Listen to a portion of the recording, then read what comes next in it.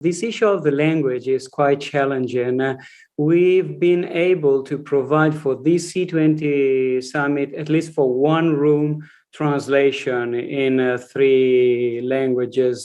And we did it with the support of our government that provided us with this system. And we have to thank the government, in fact. But yes, this is a challenge.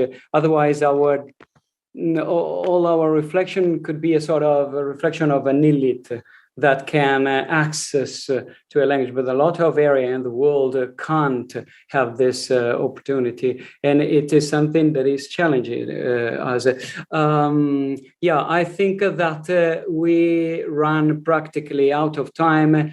It's very late. I don't know if anybody would, Stefano and Valeria, do you want to say at least an arrivederci from your side? Riccardo, excuse me, I just wrote in the chat that I would like to thank the interpreters for their excellent work. Of course. With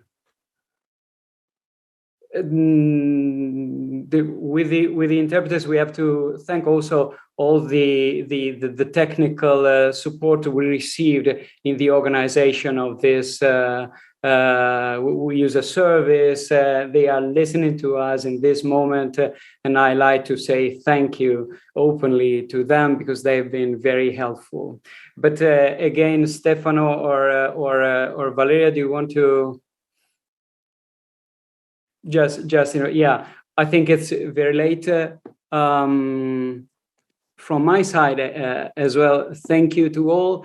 Let me mention our friend from Fiji, Akmal. It's 2:39 in the morning in Fiji, and Akmal is following stubbornly our work.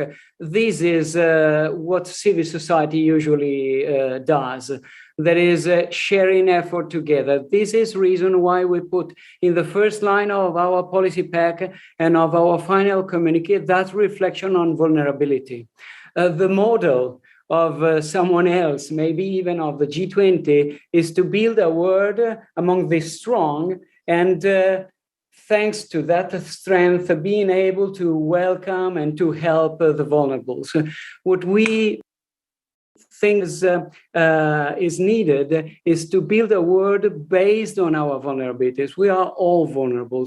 And if we use our vulnerabilities as unit of measurement, if we use our vulnerability, sharing those vulnerability and sharing our skills and our talent, we will be able to build a world that can be home for everybody. If I'm being helped, I am a visitor that I have to thank the owner of the house, but I'm not at home. And we want a world that is home for everybody. And that's the reason why we ask always the G20 to support and to strengthen UN processes, multilateral processes, because UN, with all its limit, like Arsh was reminded before, is anyway home for everybody.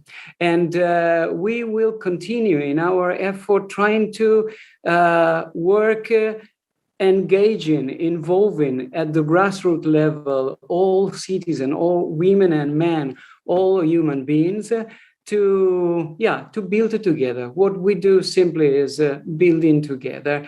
And we are tired, as someone said, we are very tired in this moment, but I think that we won't stop in building and working together. So from myself, let me thank you, everybody, personally, and even without mentioning anybody, but Valeria, let me thank particularly Valeria, because I need to do that.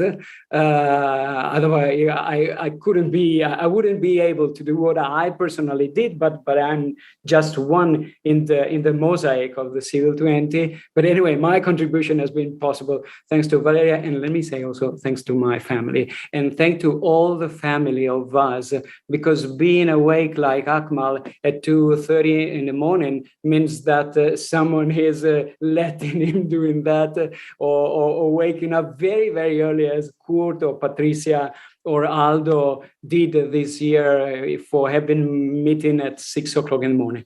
Thank you again. And we will have some other steps before the G20 summit.